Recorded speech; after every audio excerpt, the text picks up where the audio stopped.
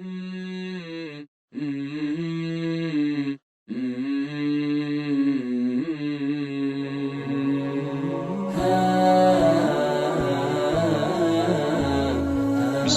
الرحمن الرحیم۔ زندگی سے لطف اٹھائیے۔ سبق نمبر 67۔ ڈانٹ ڈپٹ ضرور کریں مگر نرمی سے۔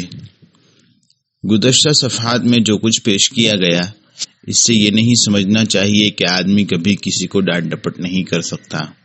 ایسی بات نہیں، بہت سی مرتبہ دوسروں کو ڈانٹ ڈپٹ کرنے کی ضرورت پیش آتی ہے۔ آدمی کا جی چاہتا ہے کہ کسی بات پر اپنی اولاد، بیوی یا دوست کو ڈانٹے، لیکن اس کام کو کچھ دیر کرنا یا ہلکے انداز میں کرنا بھی ممکن ہوتا ہے۔ غلطی کرنے والے کو اتنا موقع ضرور دے کہ وہ اپنی عزت باقی رکھ سکے۔ فتح مکہ کے بعد مسلمانوں کو قوت حاصل ہوئی تو رسول اللہ صلی اللہ علیہ وسلم نے اسلامی لشکر کے ساتھ حنین پر حملہ کیا۔ حنین کے مشرکین نے بڑی عمدگی سے صف لگائی تھی۔ پہلی صف سواروں کی، دوسری پیدل سپاہیوں کی اور تیسری صف عورتوں کی تھی۔ ان کے بعد بکریاں اور اونٹ لائن میں کھڑے کیے گئے تھے۔ مسلمانوں کی تعداد بھی خاصی تھی اور 12,000 تک پہنچی تھی۔ مشرکین کی چند جماعتیں مسلمانوں کے پہنچنے سے پہلے ہی وادی میں ادھر ادھر چٹانوں کی اوٹ میں چھپ گئی تھی۔ جو ہی جنگ شروع ہوئی اور مسلمانوں کے جتھے وادی میں داخل ہوئے، مشرکین ان پر ہر طرف سے ٹوٹ پڑے۔ اسلامی لشکر پر تیروں اور پتھروں کی بارش کر دی گئی۔ لوگوں میں سخت بے چینی پھیل گئی اور مسلمان گھوڑ سوار تتر بتر ہونے لگے۔ سب سے پہلے دیہاتی بھاگے۔ میدان جنگ میں کافروں کا پلہ بھاری ہو گیا۔ رسول اللہ صلی اللہ علیہ وسلم نے چاروں جانب نظر دوڑائی۔ لشکر بکھر چکا تھا، خون کا سیلاب بہہ رہا تھا۔ گھوڑ سوار بدحواسی میں ایک دوسرے سے گتھم گتھا تھے۔ آپ نے عباس رضی اللہ عنہ کو حکم دیا کہ مہاجرین و انصار کو آواز دیں۔ انہوں نے بلند آواز سے پکارا، اے مہاجرین، اے انصار کے لوگوں۔ عباس کی آواز نے جادوئی اثر کیا۔ لوگ الٹے پاؤں واپس ہوئے اور 80 یا 100 افراد رسول اللہ صلی اللہ علیہ وسلم کے پاس جمع ہو گئے۔ دوسرے مرحلے میں اللہ نے مسلمانوں کو فتح عطا کی اور لڑائی ختم ہوئی۔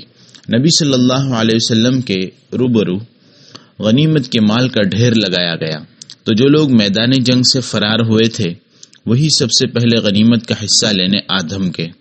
دیہاتی رسول اللہ صلی اللہ علیہ وسلم سے چمٹ گئے اور کہنے لگے، ہمارا مال غنیمت ہم میں تقسیم کریں، ہمارا مال غنیمت ہم میں تقسیم کریں۔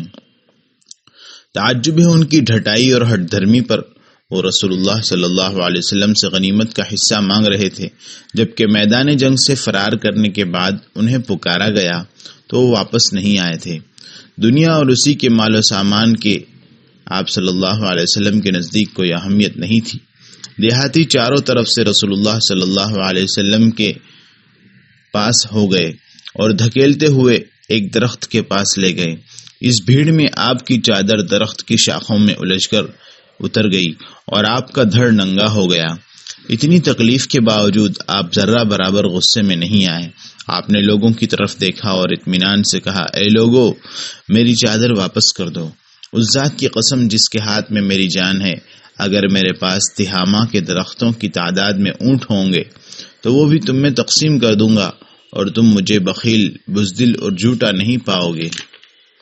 جی ہاں، اگر رسول اللہ صلی اللہ علیہ وسلم بخیل ہوتے تو غنیمت کا سارا مال اپنے پاس رکھ لیتے، اگر بزدل ہوتے تو لوگوں کے ساتھ میدان سے بھاگ جاتے، اگر جھوٹے ہوتے تو رب العالمین آپ کی مدد نہ کرتا۔ حدیث و سیرت کی کتابوں میں رسول اللہ صلی اللہ علیہ وسلم کے صبر و تحمل اور بردباری کے کئی واقعات ملتے ہیں۔ رسول اللہ صلی اللہ علیہ وسلم صحابہ کرام کے ساتھ سفر پر تھے۔ ایک عورت کے قریب سے آپ کا گزر ہوا جو اپنے بچے کی قبر پر بیٹھی رو رہی تھی۔ آپ نے اس سے کہا، اللہ سے ڈرو اور صبر کرو۔ وہ غمزدہ عورت رسول اللہ صلی اللہ علیہ وسلم کو نہ پہچان پائی اور بولی، اپنی راہ لو، تمہیں میری مصیبت کی کیا پرواہ؟